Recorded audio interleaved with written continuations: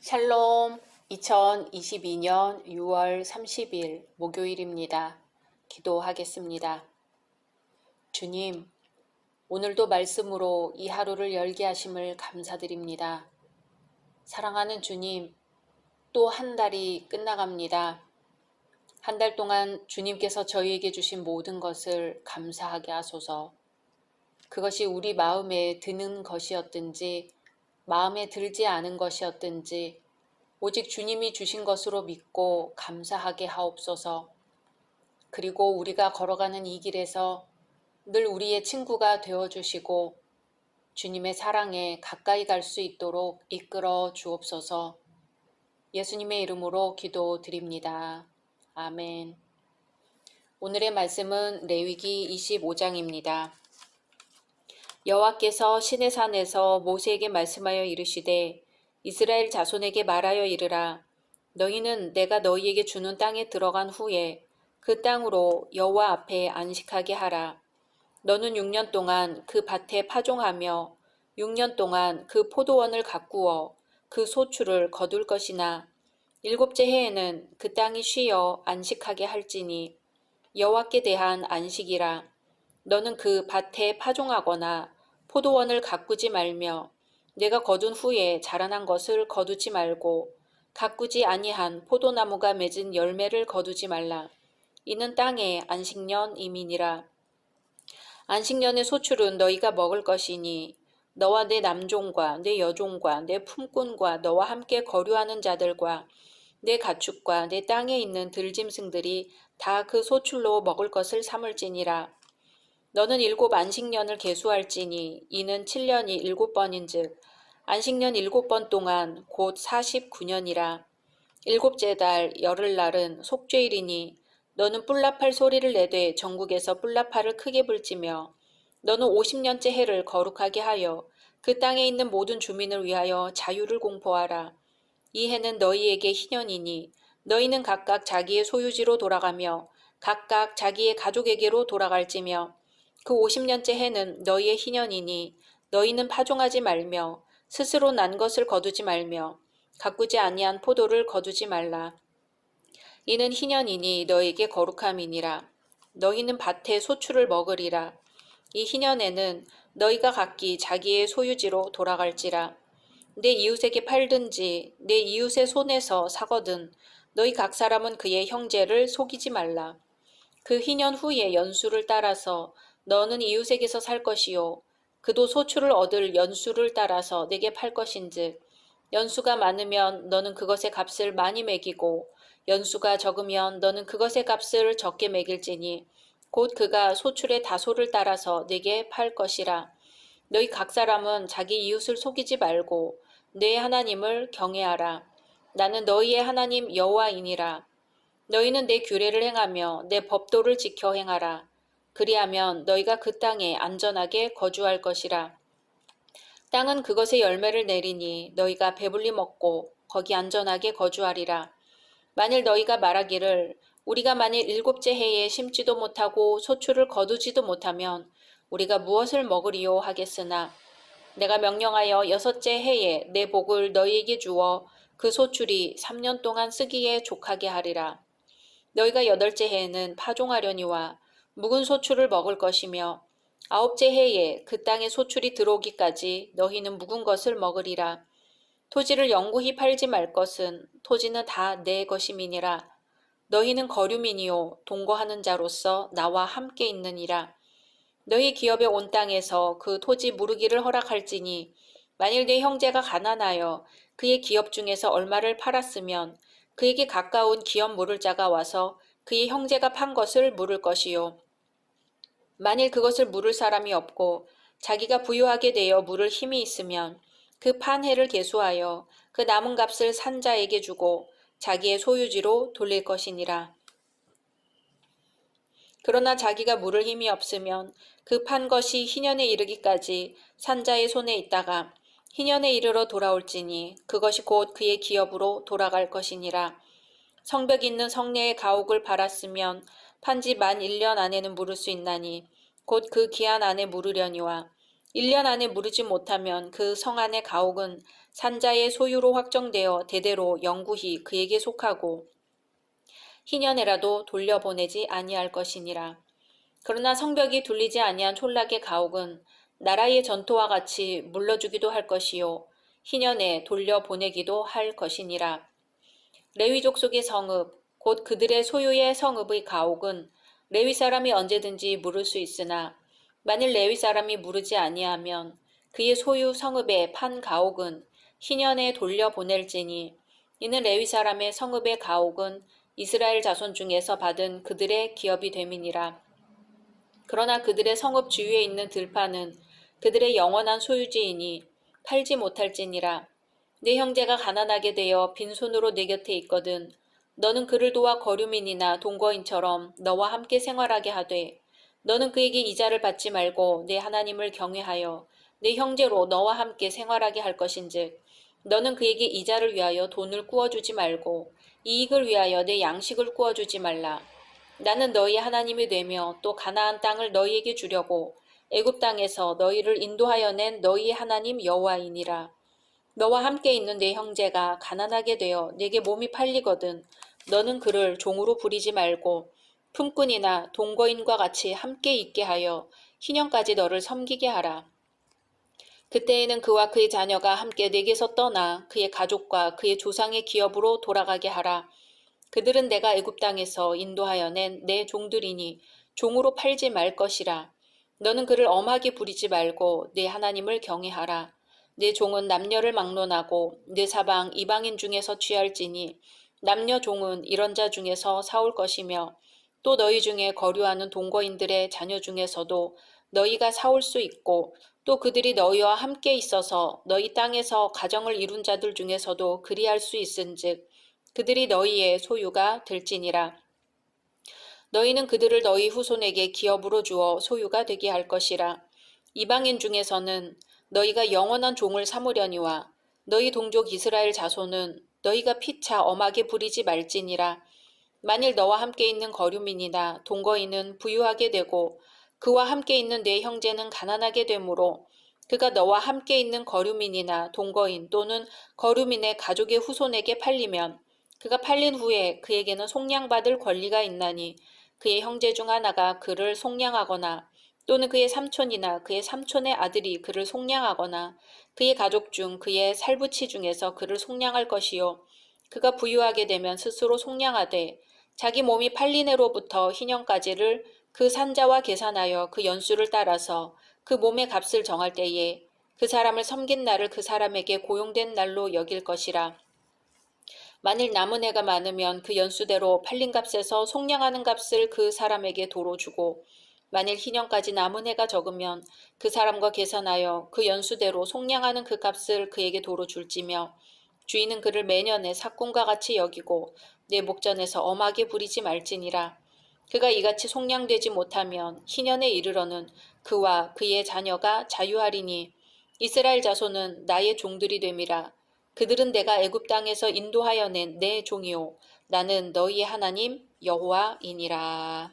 아멘. 하나님께서는 창조 사역을 마치신 후 안식하시며 제7일을 거룩하게 하셨습니다. 안식일은 사람들을 노동으로부터 해방시켜 온종일 전적으로 창조주와 구속주이신 하나님을 섬기는 자유를 주기 위해 제정되었습니다. 이 자유는 안식년에도 나타납니다. 그래서 안식년을 안식일의 안식일이라고 부릅니다. 희년법은 안식년의 내용과 본질상 동일한 것으로 안식년법을 확장하고 강화한 것입니다. 희년법의 신학적 토대는 23절 말씀과 같이 토지를 영구히 팔지 말 것은 토지는 다 내 것임이니라는 말씀입니다. 이 말씀은 하나님이 모든 상황을 지배하는 가나안 땅의 진정한 주인이라는 뜻입니다. 언약 백성인 이스라엘의 모든 구성원들은 모두 동등하게 그분 앞에서 귀한 존재이기에 부자가 가난한 자를 지배하는 것은 하나님과 언약 백성 사이의 언약을 파기하는 것과 같습니다.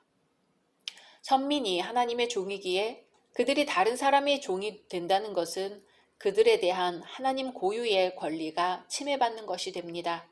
즉 가나안 땅을 동등하게 분배받아야 하는 언약 공동체가 인간의 탐심 때문에 다른 이에게 경제적으로 예속되고 신체적으로 속박당한다면 하나님의 언약 공동체의 모습을 상실할 것입니다. 하나님은 이러한 것들을 방지하기 위해 희년법을 제정하셨습니다. 그러므로 희년법의 주요 내용은 선민이 빚진 자들과 종살이하는 자들에게 자유를 주고 남에게 넘어갈 땅, 곧 기업을 회복하는 데 있습니다. 50년째 되는 해, 희년의 의미는 안식년과 연관이 있습니다. 54절에 그가 이같이 속량되지 못하면 희년에 이르러는 그와 그의 자녀가 자유하리니 하는 말씀에서 확증됩니다. 여기서 자유하리니는 인도하다, 이끌어내다 라는 말을 의역한 것인데요. 이 단어는 55절에 여호와께서 이스라엘 백성들을 애굽에서 인도했다는 말과도 연관이 있습니다. 다시 말해 희년에 선포되는 자유는 출애굽과 똑같은 성격을 지닌 자유입니다. 이스라엘 백성이 이 희년법을 신실하게 준수하는 것은 애굽의 종살이로부터 자유롭게 되었던 상황을 영속화하는 의미가 있습니다. 희년법은 선민 중 어느 누구도 다시는 애굽의 종으로 전락하지 않는다는 보증입니다. 또한 희년법은 하나님께서 이스라엘을 애굽에서 구해내사 당신이 그들의 하나님이 되시고 그들은 하나님의 언약 백성이 되게 하신 위대한 구속 사건을 기념하는 것입니다. 이스라엘 후기 왕정 시대에는 희년법을 실천하지 못했습니다. 하지만 희년은 이스라엘이 메시아 시대에 맞이할 구원의 모형 역할을 더욱 확실히 했습니다. 이렇게 희년은 하나님께서 전 세계의 주권을 행사할 메시아 시대, 즉 모든 사람이 모든 빚에서 자유롭게 되어 하나님 나라에서 여호와를 열심히 예배하는 시대를 예고합니다. 그러므로 희년은 만물이 회복될 것과 의인이 거하는 새하늘과 새 땅을 바라보게 합니다. 예수님의 사역과 가르침은 심판과 구속의 은혜로 나타납니다. 이것은 희년의 실현입니다. 그러므로 구약의 희년은 죄와 사망의 종살이에서 해방되어 하나님 나라를 기업으로 얻을 신약시대를 상징하며 예표합니다. 예수님에게서 실현된 참 희년은 이제 예수님의 두 번째 오심에 의해 궁극적으로 완성될 것입니다. 웨스트민스터 소요리 문답은 성화, 영어로 sanctification을 하나님께서 거저주신 은혜의 역사요, 이로 인해 우리가 하나님의 형상을 좇아 인격이 새로워지게 되고 점점 죄에 대하여는 능히 죽고 의에 대하여는 능히 살게 되는 것이라고 규정합니다. 이것은 성화를 이루어 가시는 성령의 주체적인 사역을 의미합니다. 먼저 성화는 옛 사람의 행실을 벗어버리고 새 사람을 입는 내적인 변화와 함께 시작됩니다. 오늘 말씀은 성화의 기초적인 단계인 개인적이고 내면적인 변화보다는 이 기초적인 단계를 전제하고 타 성도를 어떻게 대해야 할지 행동 윤리를 세 가지로 구분하여 제시합니다. 첫째, 구제의 장려입니다. 현대 자본주의 사회에서 모든 활동의 중요한 원동력은 자본이지요. 그래서 사람들은 자본의 증식에만 급급한 실정이고 손해보는 일을 기피하는 데 익숙해져 있습니다. 오늘날의 각박한 세상을 살아가는 그리스도인들 중에서도 자신의 재산을 움켜쥐고 더 늘리려고만 하지 형제를 구제하는 데는 인색한 태도를 취하는 이가 있습니다. 그럼으로써 신앙의 초보 단계인 내적인 변화에만 안주하고 있는 것입니다. 그러나 하나님은 구원받은 이들이 마땅히 가난한 이웃을 구제해야 한다고 누누이 명령하십니다. 둘째, 이자 금지입니다. 중세 가톨릭에서 종교개혁을 이루어낸 종교 지도자들이 당시 당면했던 문제는 경제활동에서 어쩔 수 없이 일어나는 이자 문제였습니다. 왜냐하면 당시의 유럽은 중세의 장원 경제를 청산하고 산업주의로 들어서는 길목에 있었으며 경제활동을 추진시키는 동인이 토지에서 자본으로 넘어가는 과도기였기 때문입니다. 그래서 칼빈은 타인에게 빌린 돈에 대해 이자를 금지한 로마 가톨릭의 입장과는 달리 이자를 인정하였습니다. 그러나 그가 이자를 인정한 것은 단지 돈을 빌리는 자가 그 돈으로 자신의 이윤을 추구할 경우에 국한된 것이었습니다. 우리가 이자 금지의 규정을 아무에게나 무작정 적용함으로써 스스로 경제적인 손실을 자초할 필요는 없습니다. 다만 타 성도가 곰핍함으로 인하여 돈을 빌리고자 한다면 이를 기꺼이 빌려주어야 합니다. 하나님은 가난한 형제에게 이자놀이하는 행위를 죄로 간주하십니다. 특히 선지자 아모스는 가난한 동족에게 저당으로 잡은 것을 돌려주라는 하나님의 말씀을 거역한 타락한 부자들에게 심판을 선언했습니다. 성도는 너희가 여기 내 형제 중에 지극히 작은 자 하나에게 한 것이 곧 내게 한 것이니라 하고 하신 그리스도의 말씀을 구체적으로 실천해야 할 것입니다. 셋째, 노예 폐지입니다. 오늘 말씀은 구제와 무이자 명령에 이어 동족을 노예로 부리지 말라고 가르칩니다. 이런 자세가 하나님을 경외하는 것이라고 분명히 말합니다. 당시 사회적, 문화적 여건상 노예의 존재는 자연스럽게 인정되었습니다. 그러나 하나님은 택한 백성이 종노릇하는 것을 금하셨습니다. 택함받은 백성은 하나님의 귀한 자녀이며 서로 동등한 권리를 지니고 있음을 말합니다. 이러한 사실은 오늘날 성도들에게 중요한 교훈을 줍니다. 옛날의 노예가 자신의 노동력뿐만 아니라 인격까지도 주인에게 예속된 존재였다면 오늘날의 노동자는 자신의 노동력을 대가로 필요한 물질을 얻을 수 있습니다. 그러므로 노동자를 위협하는 요인은 불황과 실업이겠지요. 특히 실업은 아무리 법적 보장이 되어 있을지라도 자본가의 횡포나 조작에 의해 발생할 소지가 다분하기 때문에 노동자들로 하여금 노동력 이상의 노동력을 착취당하게 하거나 심지어 인격적인 종속까지도 초래할 가능성이 있습니다. 그러므로 그리스도인 실업가는 한 지체인 형제를 철저한 이윤 동기만을 가지고 대해서는 안 됩니다. 바울은 오네시모의 주인이었던 빌레몬에게 오네시모를 보내면서 그를 다른 종처럼 대하지 말고 형제로 여기라고 권면하였습니다. 이것은 하나님의 자녀를 멸시하고 착취하는 죄악을 범할 수 있는 우리들에게 귀중한 가르침을 줍니다. 한편 노동자인 성도는 세상 사람들에게 하듯이 일하지 말고 자신이 맡은 일을 주께 하듯 성실하게 수행해야 합니다. 이렇게 함으로써 그 직장은 하나님의 영광을 위하여 발전하는 생산 터전이 될 것입니다. 각자 말씀 묵상하신 후 주기도문으로 마치겠습니다.